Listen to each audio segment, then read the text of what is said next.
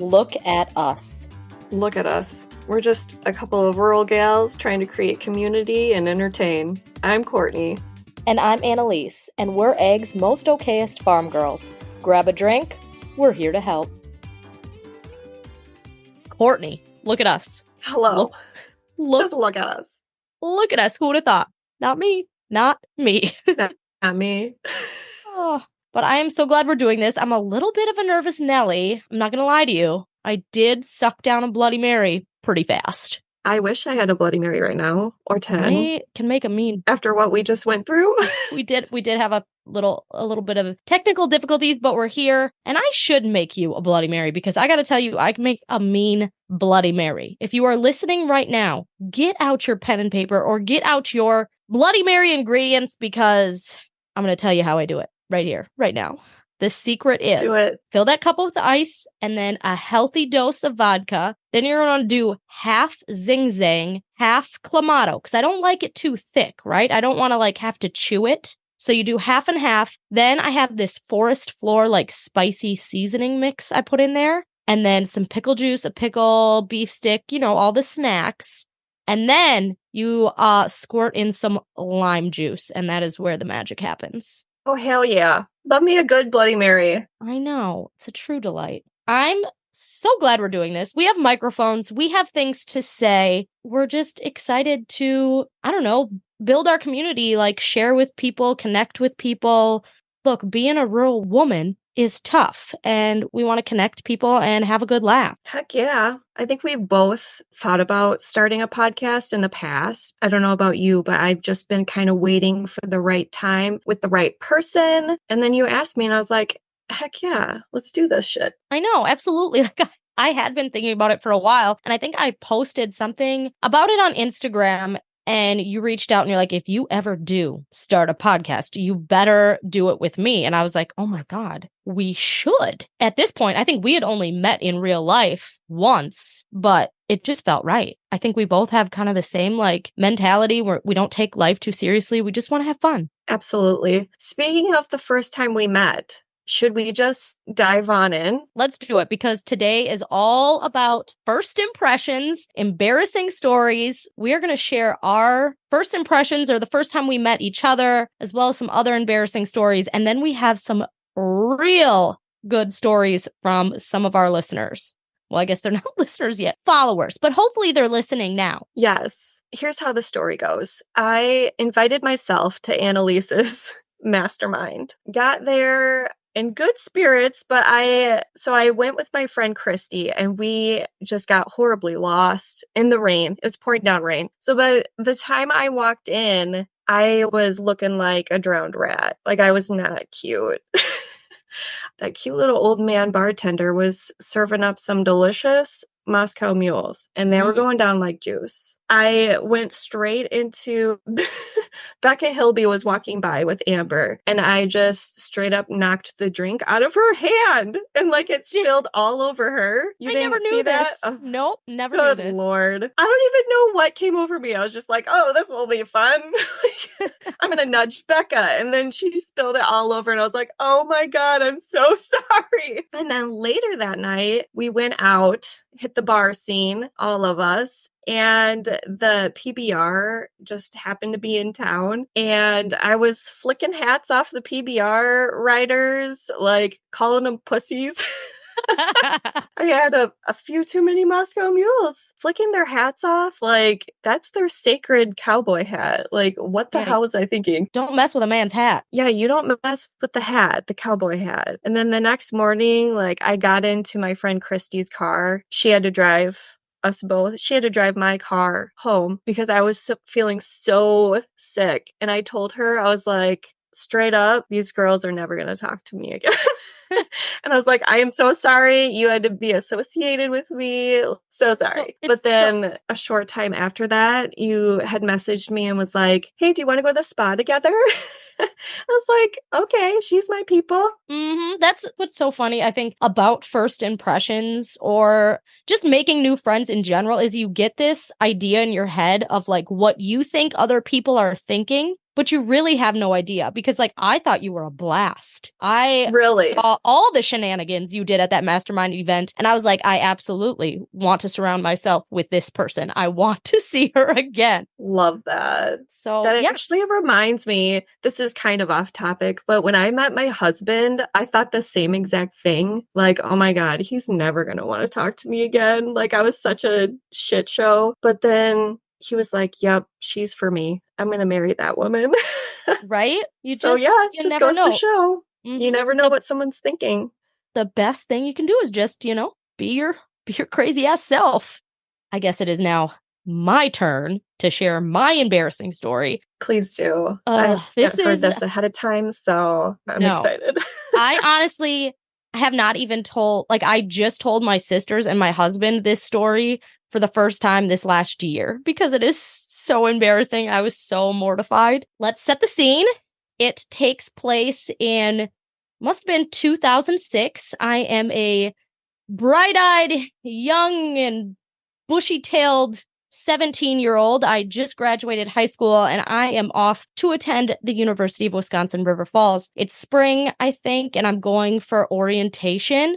So my mom brings me. I'm like thinking my shit is hot. I've got these cute, like super light linen capris on and then this chocolate brown halter tank top and some wedges, and I'm just like off to find myself some farm boys, right? Like college, watch out, here I come. So my mom's like waiting in the cafeteria or the mess hall, and I go on my tour and do all the things and am just acting as confident as can be. And then we get all done and I go back to my mom and she's like, oh my God, Annaliese, take my sweatshirt, wrap it around your waist. I had gotten my period. Oh, and no. these thin no. pants, they were showing it all. I'm God damn. so impressed with myself that I still attended that university and still went and acted like my shit didn't stink. That was like your very first college experience, and it was a period stain. Like, does it get any worse than periods? Periods are the worst. Oh, man. Why are they still so embarrassing, even though every woman goes through it? Yeah. Like, yeah. I don't know. Everybody does it, and I just wish we didn't. Right. It's terrifying. I am so sorry. So that is really my most embarrassing story. I know you've got a couple more. I wish I had more. Like, I don't know if I know I do embarrassing things, but I must just block them out from trauma. I don't know. I totally get that.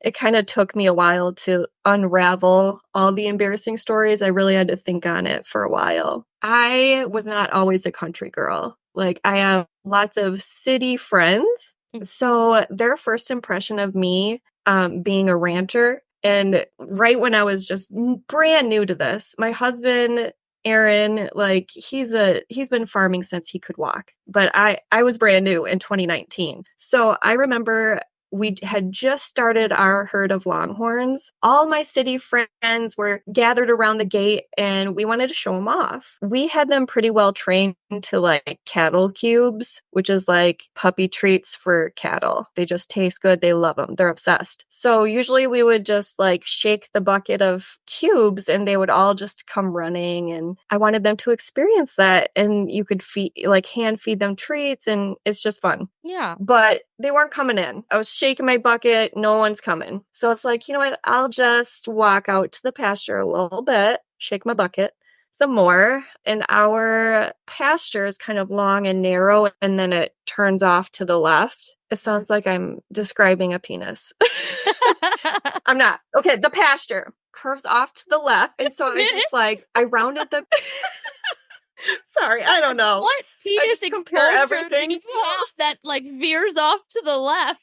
I've been in healthcare for 10 years, Annaliese. Okay. So probably a lot of weird penis exposure. Okay, proceed with your pasture.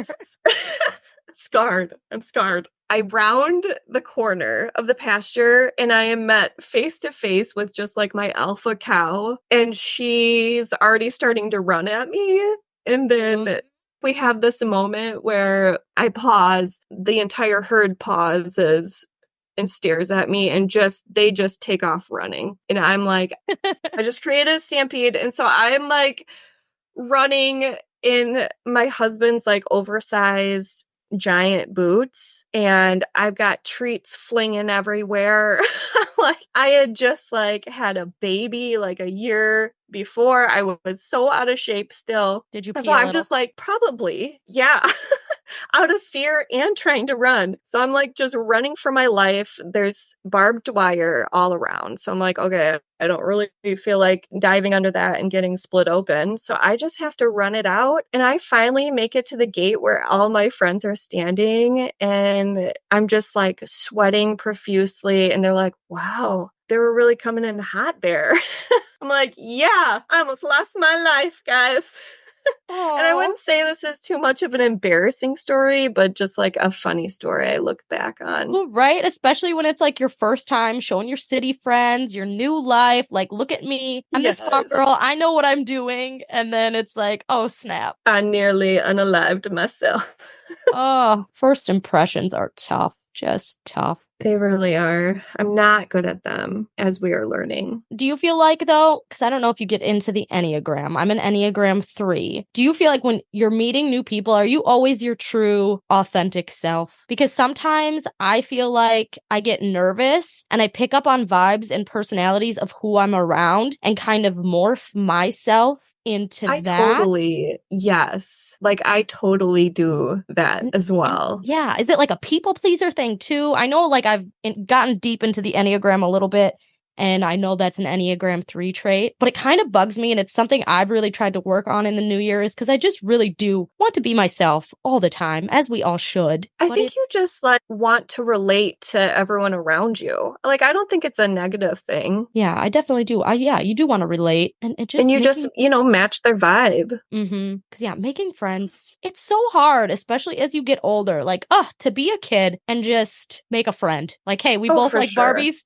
Now we're besties. Yeah. It doesn't work like that anymore. Yes. My kids come home and they're like, I made a best friend today. I'm like, what's her name? They're like, I don't know yet. Right? It's like, gosh, I wish I could just walk up to someone and be like, you're my best friend now. I wish it was that easy. I was actually talking with someone not too long ago just about how, because I'm like super close with my sisters. I would say they're my best friends and they live 2 hours away from me. So making good, genuine friends, because I have a lot of acquaintances, but people who I can just get like down and dirty and deep with are few and far in between. And I was telling this person that, and she was kind of in the same situation of trying to make new friends. And she said she just kind of cut through the bullshit and was like, asked a straight up question, like, what are you struggling with right now? Just took it deep, which is a little nerve wracking because I don't want people to be like, damn, girl, back off. Yeah.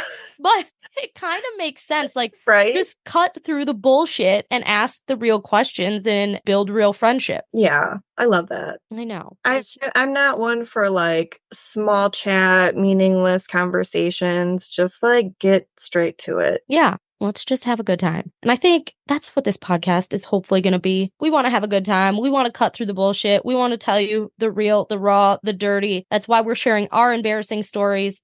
That's why we're going to share some other embarrassing stories with you. That's also how I deal with tough stuff too, is with humor. I am going to be the first one to make a joke probably too soon. Like when it is inappropriate and it's not time. Too soon. It's going to be me because that's just how like I cope. Yeah, I totally get it. They say laughter is the best medicine. It's 100% true. For sure. Should we read some other embarrassing stories? Guys, if you were out there thinking you were the only one having trouble making friends, screwing up first impressions, you are not alone. Not alone. You've heard our stories, and we've got some doozies to share with you. This is from one of my dear followers. So I was dating this guy and he took me to a hockey game where we indulged in a few wobbly pops, which is beers, apparently. It's a Canadian thing. And afterwards, I headed back to his place. It was really cold outside. I live in Canada, and we decided to be a little scandalous and warm up in the shower. I climbed in first, and while I waited for him, I started to feel a little lightheaded, thinking it was just the booze. I didn't think anything of it. Then when I was joined by my newly boyfriend, and within seconds, I blacked out. on him. Next thing I know, I'm waking up to him standing over top of me, buck-ass naked, with a terrified look on his face while I have a shower curtain wrapped around me as I lay on the bathroom floor. I then realized in my drunken state what had happened, and I apologized and got my things together as fast as I could to leave out of embarrassment. Even though he kept saying, "It's okay, you don't have to go," I couldn't imagine staying any longer and save myself some pride as I was leaving his place. Ooh, that's rough. Like, That's you're naked. rough. You're Naked and passed out, unconscious on the floor.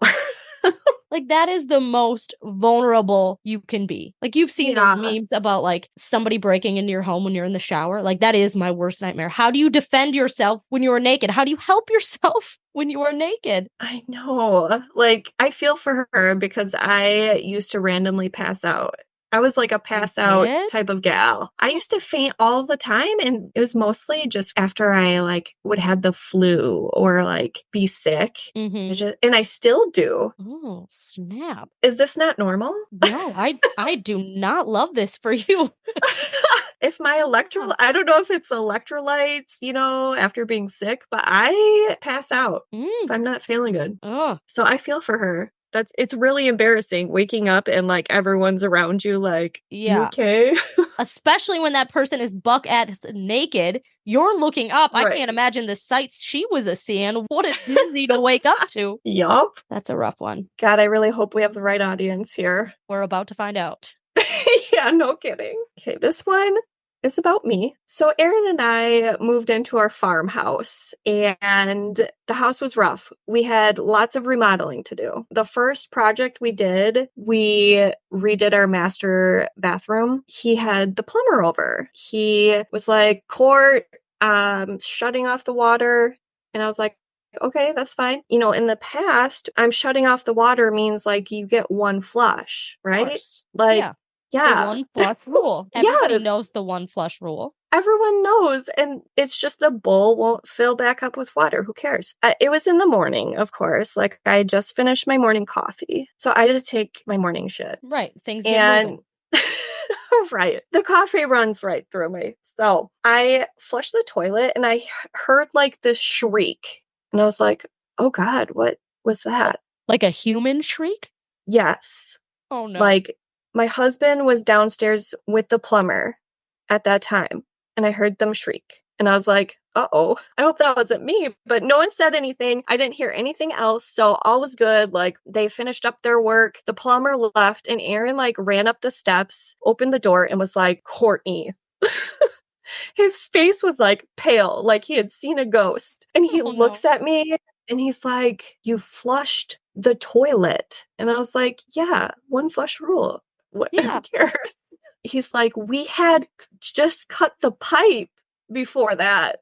Oh. And when you flushed, your turd fell out of the pipe and like rolled across the floor in front of the plumber. And he's just like totally mortified. He's like, we didn't acknowledge it. Like, I grabbed a rag and I picked it up and I threw it in the trash. What a sweetie. And I was just dying at this point because this was not really embarrassing for me. It was embarrassing for Aaron. Like, I thought it was hilarious. I mean, do you show your face after that, or the whole time you are just locked in your room? Because I would not. I still see him. So the reason I thought of this story is because we called the same plumber back to our house because this last week we were just redoing our upstairs shower, and he's like our age, which makes it like even more mortifying for some reason. But yeah, I see him. He's like our plumber guy. We call him all the time. And the question is, what does he call you? Do you have some sort of poop nickname? Are we making jokes about this? Are we acting like it never happened? We're acting like it never happened, which makes it even worse in my mind. Yeah. If he would have just acknowledged it, we could laugh about it. But right? Like, oh. Like, that's all I think about when I see him now. Like, he could have just been like, oh, looks like you had corn last night. Like, just something. You gotta break the ice. You got to. Like, don't not say anything. I can't believe you're not embarrassed. I would be very embarrassed. I'm more embarrassed that he won't laugh about it with me. Yes. I agree. And I love that it embarrassed the shit out of my husband. Like, I just live for that. And he picked it up for you. I mean, wow, what a class act. I love how he just like totally panicked and just reached for a rag and like threw it out like it never happened. I'm just going to grab that turd. Just grab that turd real quick. Here is a story for you. Have you ever been at an event where the space was so full that you couldn't move, like barely lift an arm? Catfish Days Beer Tent, 1996. I'll have you know, Catfish Days, this is near me. So this person submitted anonymously, but I'm guessing it is someone from my neck of the woods. So anyways, back when the tent used to be so full that you were better off volunteering to serve the beer so you had a little breathing room and knew that eventually everyone would come to you. We weren't bartending that night. We were smashed in the crowd in every sense of the word. My boyfriend chewed tobacco back then, and unless sleeping, he always had a packed lip. I was excited to run into a friend and just introduced her to this great guy of mine. Moments later, I could sense panic. My boyfriend was looking around frantically with nowhere to go, a beer in each hand. He looked straight at me with wide eyes and sneezed. A full out, straight at me, mouthful of tobacco sneeze. Like, what the fuck just happened? My face was peppered with snooze. My entire face, my hair, and quite possibly whoever was behind me. Just as stunned as I was, my friend looked at both of us as if spiders had started crawling out of our eyeballs. She was horrified, but only for a few seconds. All at once, we busted out laughing. I mean, what else could we really do? What happened after that isn't really clear in my mind. I can only assume that we found the nearest bathroom so I could clean up and get back to fun. Believe it or not, I married that guy the following year, and almost 28 years later, we still talk about this and laugh. Aw, that's a sweet love story.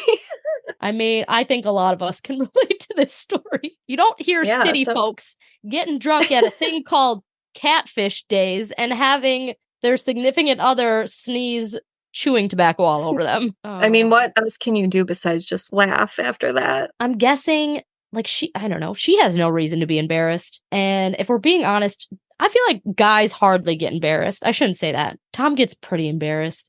Aaron gets embarrassed. Yeah. Just like with my actions, though, he doesn't really do embarrassing things. Like, if you asked him for an embarrassing story, he would tell that poop story. That's it. Yeah. Like, he doesn't do embarrassing stuff. Yeah, Tom's the same way. Tom's dad actually gave me a very good piece of advice.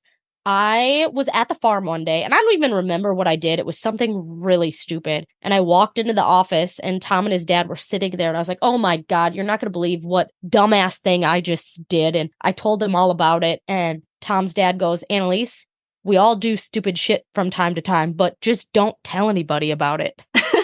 Like, some people just keep that shit to themselves. And and those are the people who seem to have it all figured out. But this is a friendly reminder. Nobody has it all figured out. Everybody's doing stupid shit. Just not everybody's talking about it. Right. They just don't want to admit it. That's all. Mm-hmm. But we all be stupid. Oh, should I tell the farm visitor story? So, like I said before, we started our herd of longhorns in 2019. That's the day that I started the Instagram page. I think we've probably been doing this for almost a year at that point, when we had to sell a few cows. We didn't want them for our breeding program. So we had a really nice couple come down from, I think, Chicago, and they were going to buy these 2 cows from us. And so we kind of took them around our pasture, gave them a little tour. I don't even know how this came up, but the wife, I don't even know what question she asked, but I told her that all cows pee out of their navel. Oh no. I don't even, like, what? What did the actual fuck, Courtney? Like, what? Did you actually, like, that's actually what you thought at that time? Yes.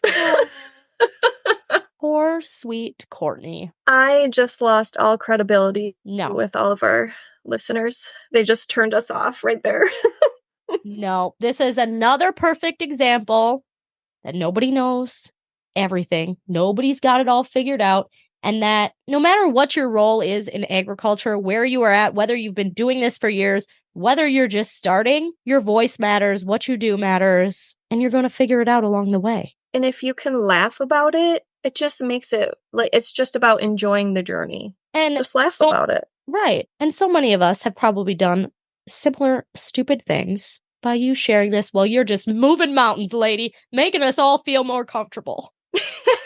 I'm so glad that my embarrassing stupidity just helps other people feel better about themselves, you know? Exactly. All right, here's another one for you.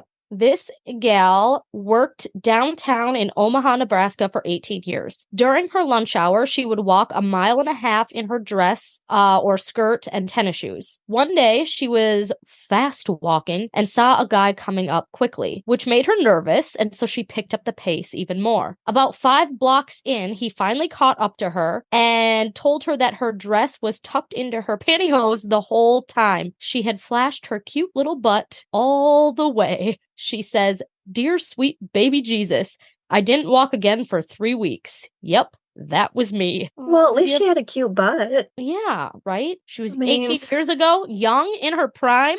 Have you ever done cute. that, though? That's a cute story.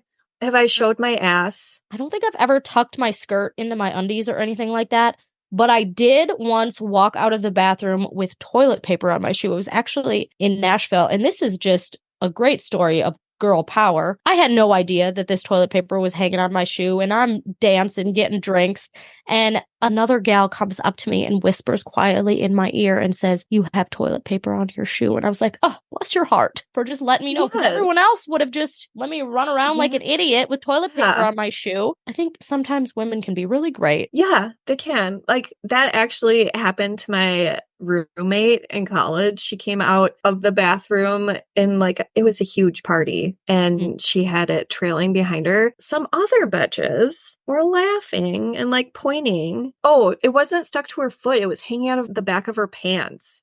Like a long tail. Yeah. It's worse. So I ripped it out and threw it on the ground, and I didn't even tell her. Yeah. I was just like, she doesn't need to know this. No, spare her the pain. But how rude of those other broads to just... I know. I was like, what's wrong with you? Yeah, help a girl out. When I was a guest on my very first podcast, it was with Shark Farmer. Do you know him? I do. Everyone knows him. He's a big deal. He is. He is. I was so flattered that he asked me to be on his podcast, and I was so brand new to everything. This was years ago. I just bombed it. I failed miserably. There were awkward pauses. I blame the pandemic because I think it was during our shutdown, and I was home with 2 small children. I hadn't had an adult conversation in a really long time. It was just awkward. I honestly don't even know. Shark Farmer, I think his name is Rob. Right? Yes. Yep. Yeah, Rob Sharkey and his wife. Awesome. They were very sweet and they were great. I still to this day have not listened to that episode because I'm afraid to. Oh, everything's scary and terrible the first time. Much like probably this episode of our podcast. Yeah. It can only go up. It can only go uphill from here. Exactly. Uphill from here. It just shows you that we're all human. Do things that scare you. That's my motto now. Yes. I know we're going to get into social media and all that stuff in a different episode, but something I've been telling everybody, because I'll get the question from time to time, how did you get started? How did you monetize this and that?